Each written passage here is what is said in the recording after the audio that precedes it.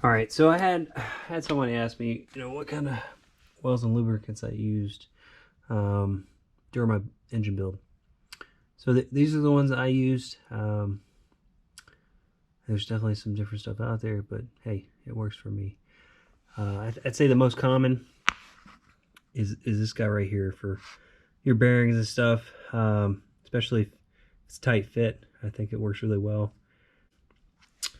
And then, so one reason I use this is during like the, the shims for the distributor drive gear. Kind of helps stick them together. It's a sticky oil, so I like it in that sense. But for the most part, I use the other, the motor lubricant, motor assembly. And then a lot of times, if I just wanted to get some oil in there, I would throw some break-in oil in a spray bottle, spray it on. You can get this from CB Performance. I really like it. And then once you get the break-in, after whatever 100 miles or so, you can use this other one. I choose 15W40, but it's up to you guys. And then for the cam specifically, the lobes on the cam and the lifters, you definitely want to make sure you use a specific cam lube. My cam I purchased from CB Performance came with a specific lube.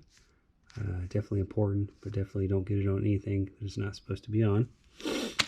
And then for sealants, I think I like this one the best, but I didn't use it for the case halves. But pretty much everywhere else I did use this.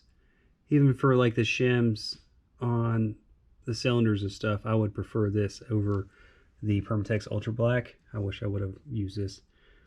But there's just a lot of squeeze out. It's thinner. But that's why I didn't use it for the case half. I've definitely used this one for the oil pump.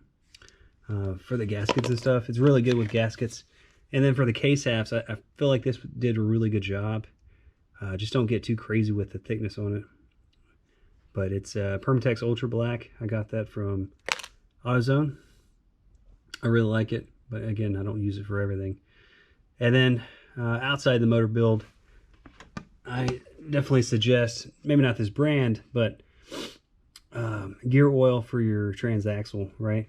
So 75W90 is definitely important to get the right compatibility, not just transmission fluid, but gear oil. This one is GO-5. There's a couple others out there that I'll put a little link at the top, but they'll also work. But yeah, that's pretty much it.